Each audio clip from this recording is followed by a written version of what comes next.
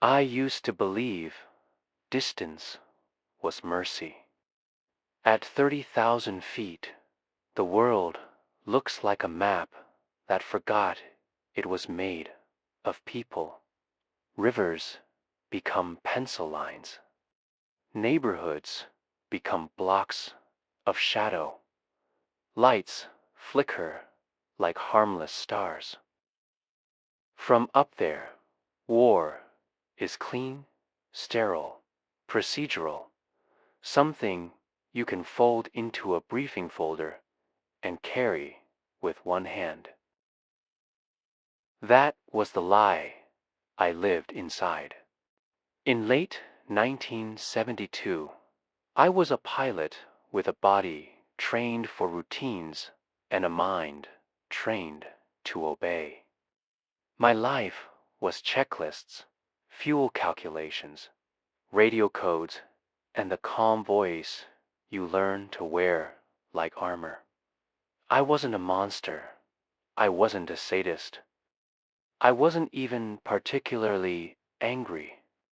I was something much more common and much more dangerous. A professional who wanted to do his job well.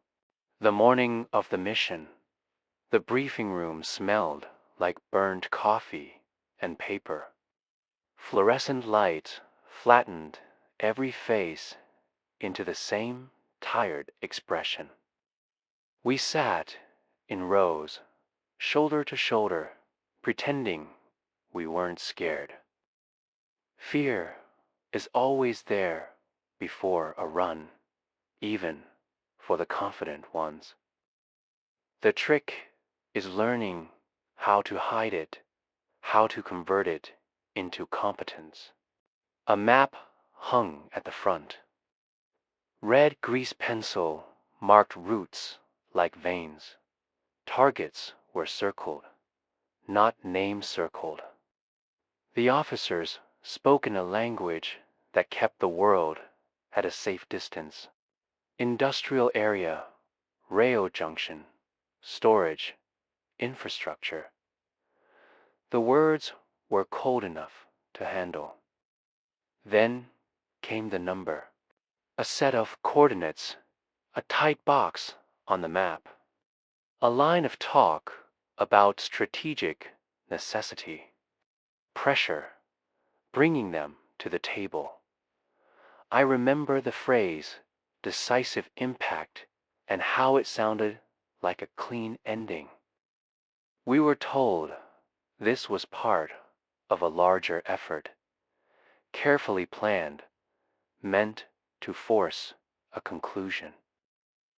We were told our precision would reduce suffering in the long run.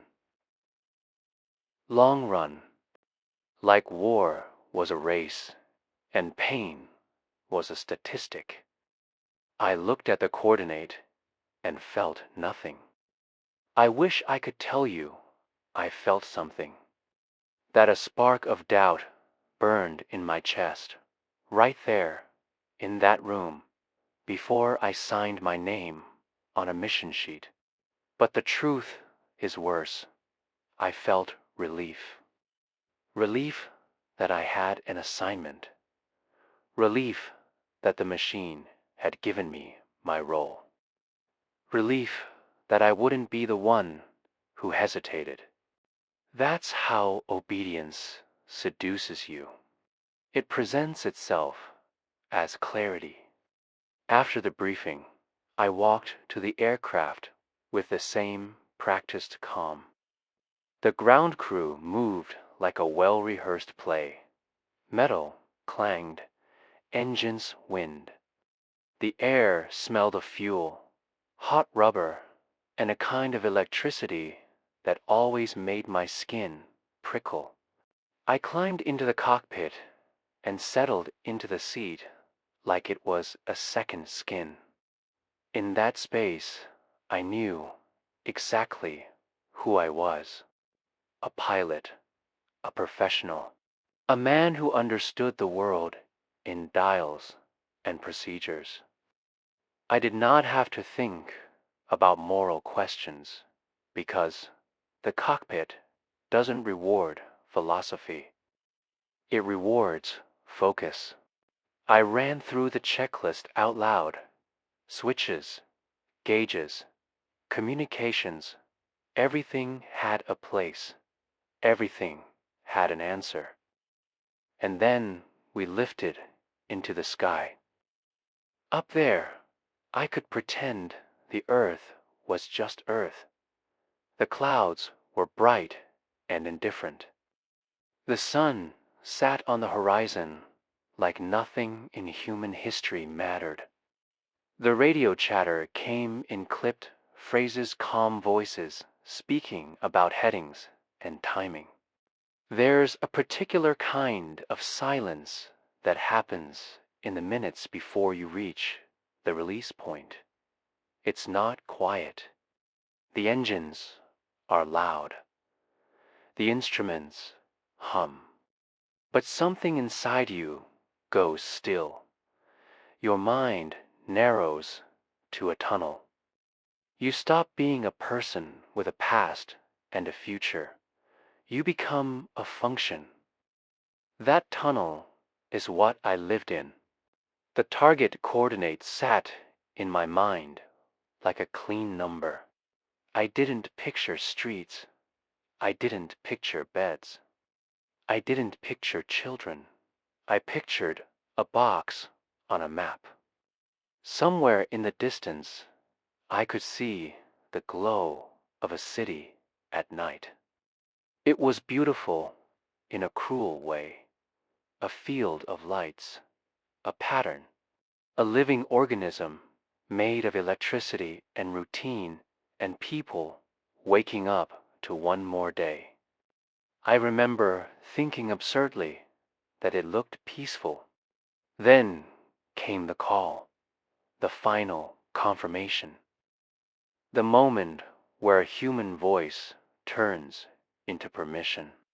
I answered with the words I had been trained to say. I heard my own voice, and it sounded steady, confident, like a man who belonged there. When the time came, I did not shout. I did not cry. I did not rage. I did not hesitate. I did what the system asked. When you release ordnance, the aircraft changes its feel subtle, like exhaling. Your body notices before your mind does. A shift of weight, a fraction of motion, a whisper in the structure. A small physical consequence for an act that will become enormous on the ground. And then you are already moving away. That is the most haunting part. How quickly the cockpit carries you forward. How easily the sky lets you leave behind what you have done. Up there, you can't hear screams. You can't smell smoke. You can't see faces. You get only the clean mathematics of impact and the disciplined talk of results. On the way back, the radio was full of controlled satisfaction. Good run, on target, mission complete. I let those words settle into me like a blanket. I believed them. It wasn't until much later days, weeks, that the coordinate grew a name. Khâm Thiên. A street, a neighborhood, a place where people lived, argued, laughed, ate dinner, fell asleep, woke up. A place where a mother could have been standing over a pot of soup, where a child could have been half asleep, dreaming about nothing. Khâm Thiên wasn't a box. It was a spine of a city, and I had helped break it. The first time I heard the name, it didn't land all at once. It came through fragments, rumors, reports, conversations that cut off when someone saw you listening. Then an image in a newspaper. Then a line someone said too casually. Hanoi took a hit. A hit. Like it was a punch in a bar fight. I remember sitting alone with a name in my head, staring at my hands as if they belonged to someone else.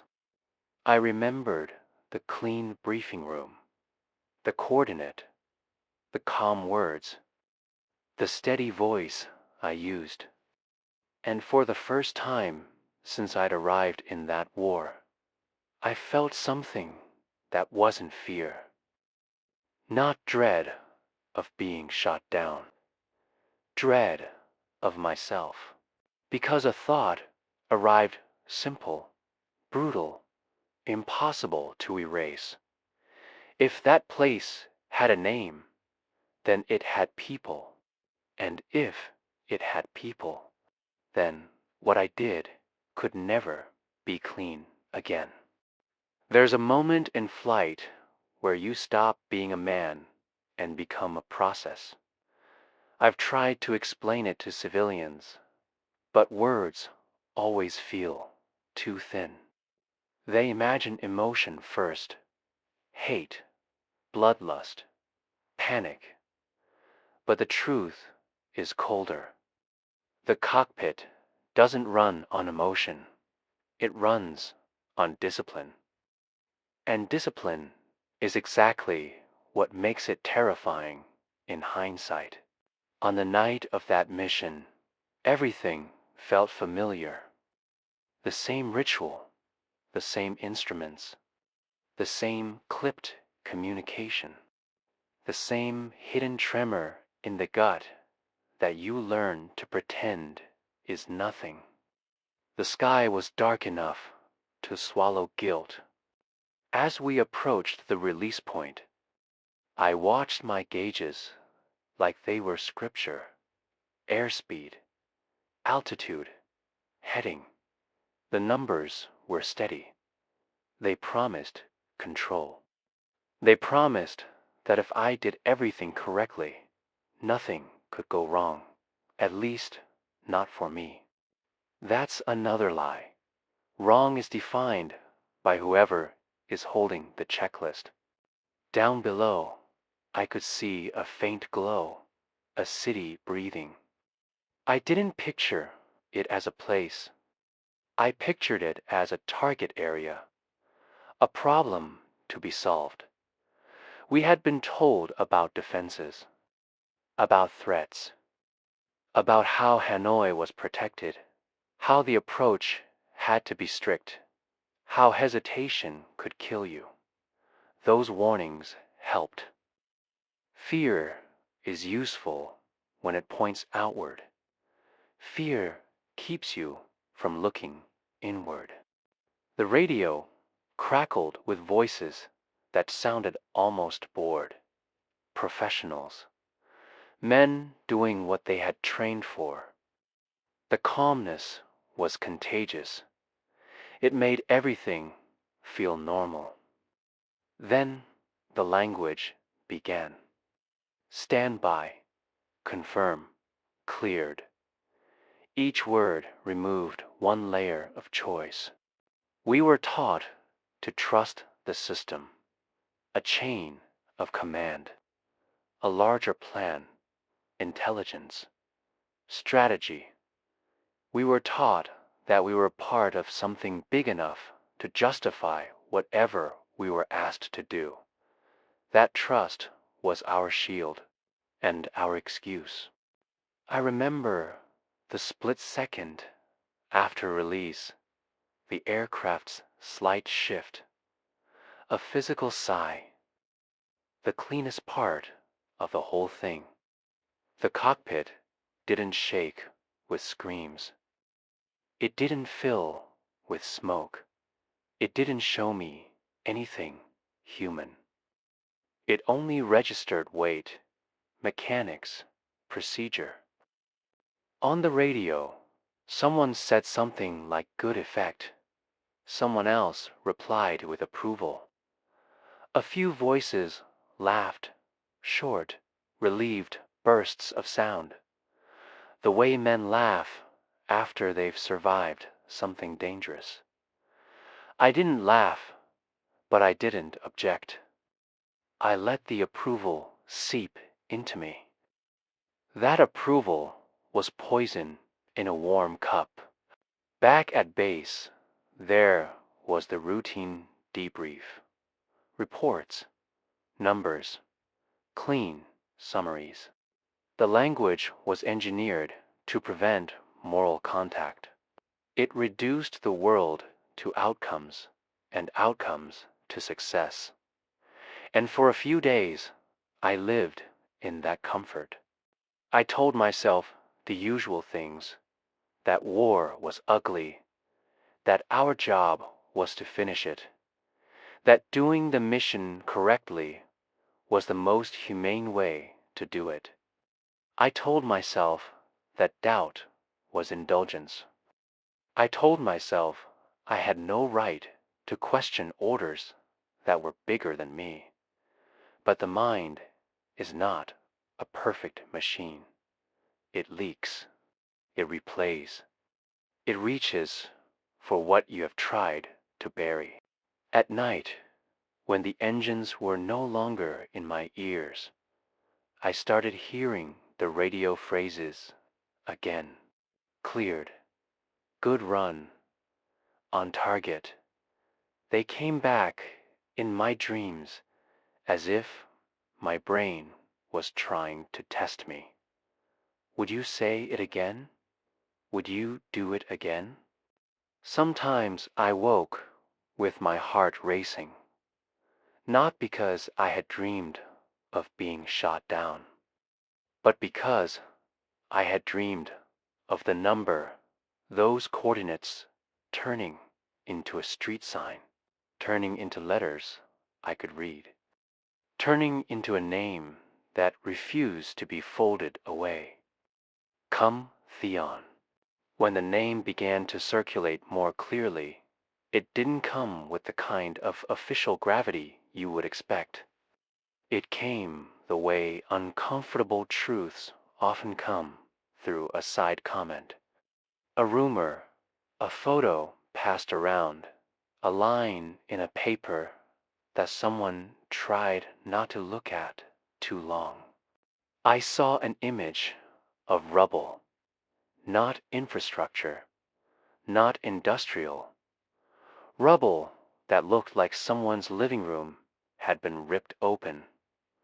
A staircase going nowhere. A wall with a pattern of soot. A doorframe standing like a question with no answer. I stared at that image for a long time. Something about it hurt more than any gore would have. Because gore can be dismissed as war. But a staircase and a doorframe, that is home. That is ordinary life. That is the thing you are supposed to protect, not erase. I began to imagine the minutes after impact, the silence, the shock, the moment people realized the night had turned into fire. I pictured parents running without knowing where to run. I pictured someone calling a name and not hearing an answer back. I hated myself for imagining it, but I couldn't stop. And that's when the true fear set in, not fear of punishment, fear of memory. Because once you picture the human side, you cannot unsee it. You cannot return to the clean language. You cannot go back to target area. I started to feel contaminated, like I carried an invisible soot that no one else could see, but everyone would notice if they looked too closely. I avoided certain conversations. I avoided looking at maps. I avoided the briefing room, even though I had to enter it again and again. The sky, which had once felt like escape, started to feel like an accomplice. And the radio, which had once sounded like professionalism, started to sound like a choir of men learning how to say anything except the truth. The truth was this: I had been a precision instrument, and precision had not saved the people under that coordinate. Precision had only made my guilt sharper, because if the strike was successful, then there was no accident to hide behind, no miscalculation, no weather excuse, no fog of war big enough to swallow the fact that I had obeyed. I obeyed. That sentence followed me like a shadow. The worst part wasn't that others were proud. It wasn't that the machine celebrated. The worst part was that I understood why. War teaches you to worship completion. It teaches you to measure value by results. It teaches you to think of doubt as weakness. And I had learned the lesson well. So well that by the time I began to regret, it was already too late. The bomb had already fallen. The street already had a name. And my hands, which had only touched switches and dials, felt dirtier than they ever had in my life.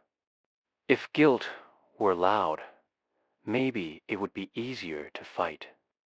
But guilt is quiet. It doesn't announce itself like a siren. It sits beside you like a second shadow and waits for the moments when you're alone.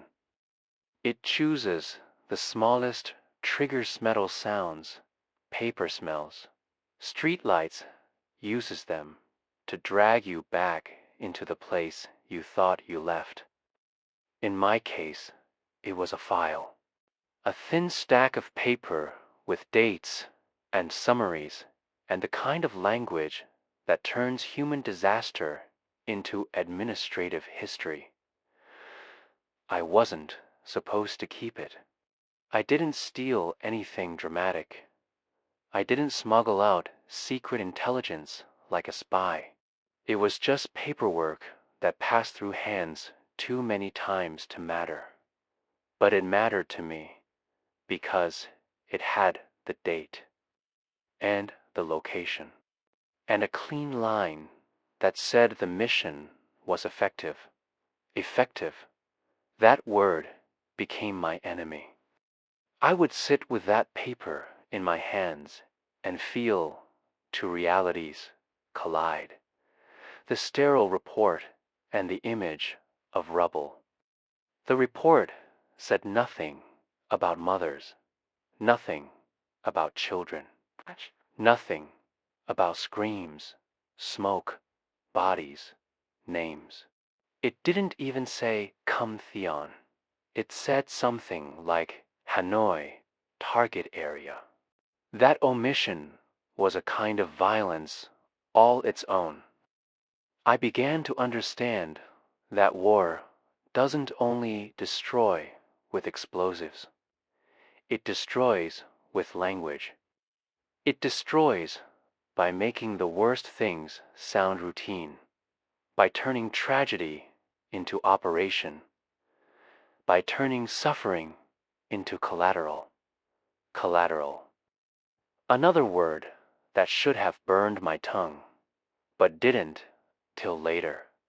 In the months after that mission, the war didn't stop. Life kept moving. Briefings continued. Runs continued. Men continued to joke and drink and tell themselves they were fine. And I continued to, because that's what you do when you're inside a machine. You keep moving so you don't have to think. But thinking doesn't need permission. It happens anyway. I began to imagine the people of Khâm Thiên, seeing the aircraft as it came, hearing the roar, feeling the ground tremble. I began to imagine someone hiding under a table, someone clutching a child, someone running into the street and realizing there was nowhere safe. I began to imagine the city after, smoke rising like a wound, neighbors digging with bare hands, the strange quiet that follows a disaster when shock takes your voice. These images were not fantasies. They were not invented for drama. They were the mind's attempt at balance. A debt being called in. My body reacted before my mind did. I started sleeping less, eating less, drinking more. I noticed my hands shaking sometimes when I held a cup. I started to avoid silence because silence was where the radio phrases returned. Cleared, good effect, mission complete. My conscience began to speak in a language that didn't care about rank. It asked questions that were simple and brutal. What did you hit? Who did you kill? What did you destroy? And the worst question, would you do it again if they ordered it? In those days, if I'm being honest, the answer frightened me because I knew how easily I had obeyed.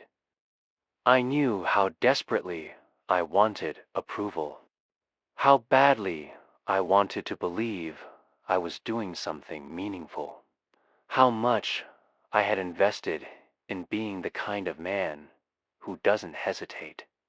I began to understand a truth that should be taught in every pilot school, every officer training program, every place where men are taught to kill at a distance. Skill does not equal righteousness. You can be excellent at your job and still be wrong. You can be disciplined and still be guilty.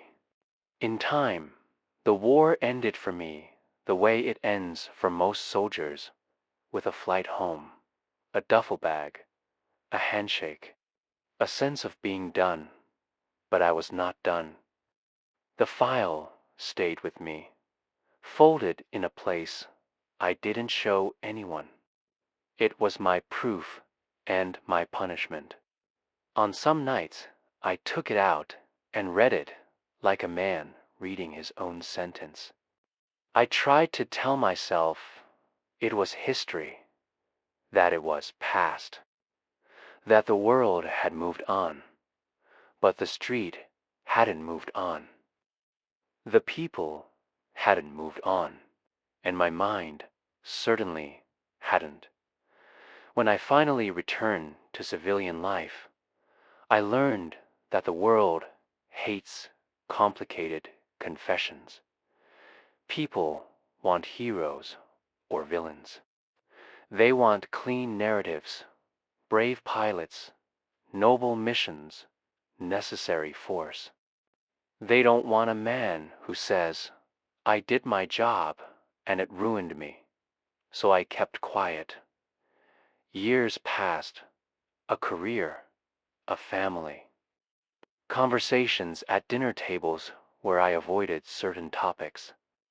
I learned how to speak around the hole in my life, but the hole didn't close. If anything, it widened, because the longer you hold a confession, the heavier it becomes. It absorbs everything. Every time you laugh, it asks if you deserve it. Every time you hold your child, it asks if someone in Khâm Thiên lost theirs. There were moments, small, ordinary moments, that broke me more than any war memory. Watching my kids sleep, watching my wife turn off the lights, hearing a neighbor's music through a wall.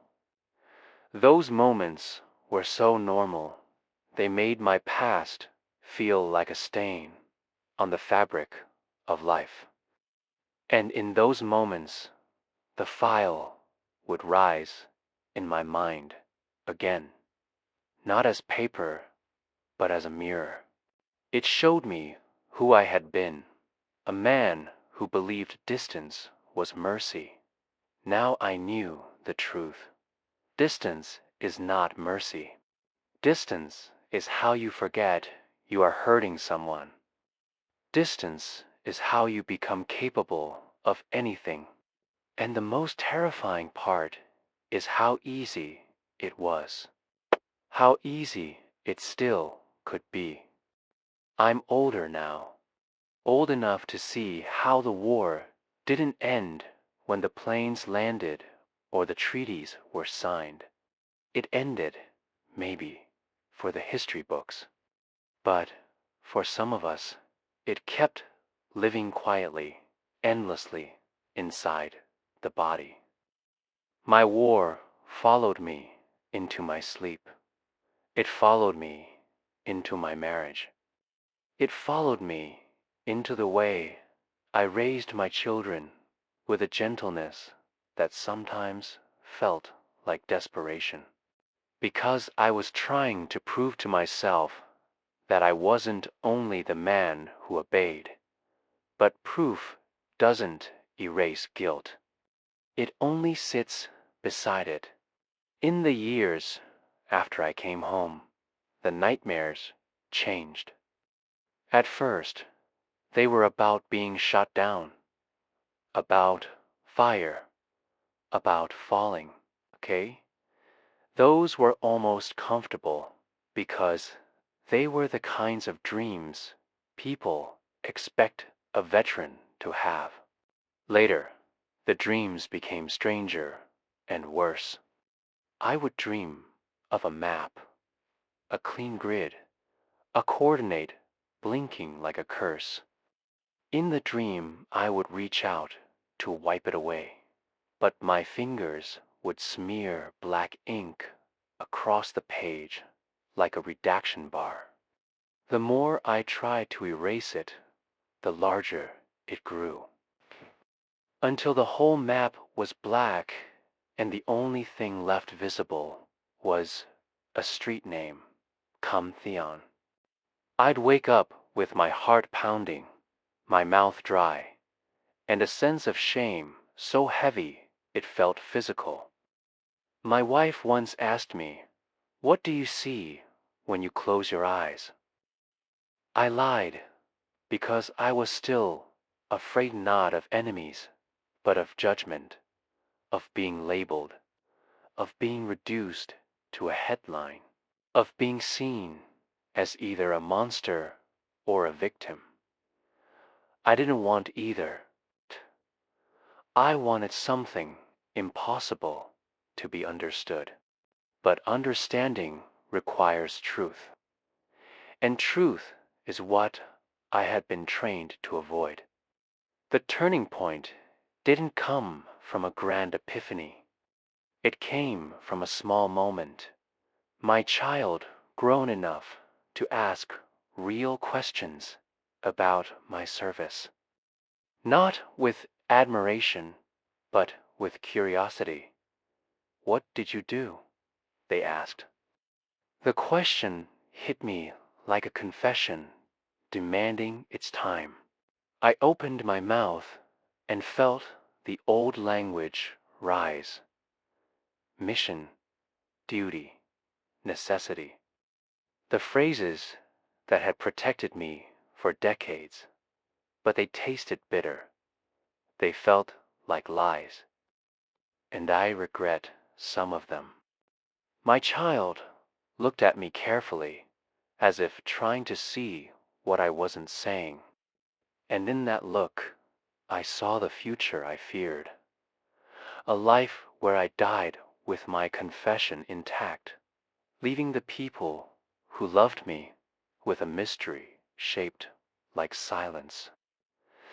That night, I sat alone in a dark room and finally admitted what I had been avoiding. My guilt wasn't only about what I did, it was also about what I refused to face.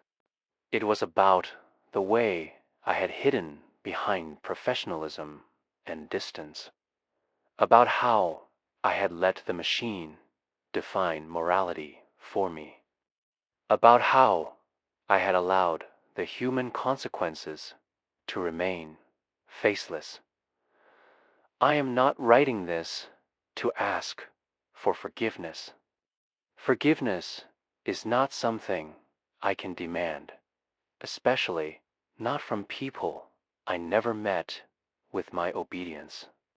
I am writing because truth, even late, is better than silence, because the machine depends on silence, because one of the most dangerous things a war can do is teach ordinary men that their actions are not theirs.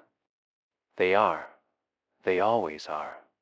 When I say I destroyed, I don't mean I alone did it. I mean I participated in a system that made it possible. I pressed the switches. I spoke the words. I obeyed. And obedience is not neutral. Obedience is a choice. I still remember the calm voice in the briefing room. I remember the coordinate. I remember how clean it felt, how righteous it seemed, how the officers spoke about ending suffering while arranging suffering on a map. I remember the aircraft exhaling. I remember the radio praise. I remember the first time I heard the name Khâm Thiên and felt my stomach drop as if I were falling again. Now, when I hear people speak casually about war, commissary strikes, about acceptable losses, about pressure, I feel a cold anger. Not at them exactly, but at the seduction of that language. Because I know what it hides. It hides streets.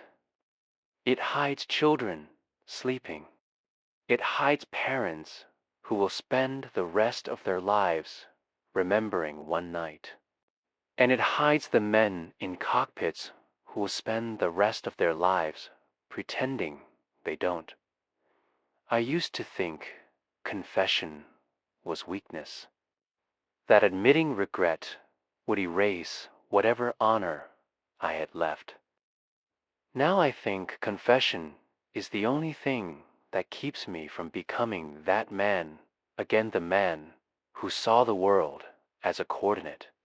I still live with the day-to-day consequences, the insomnia, the sudden panic when I hear certain sounds, the way my mind sometimes drifts to rubble when I pass a quiet street at night. But carrying guilt is not the same as paying for harm.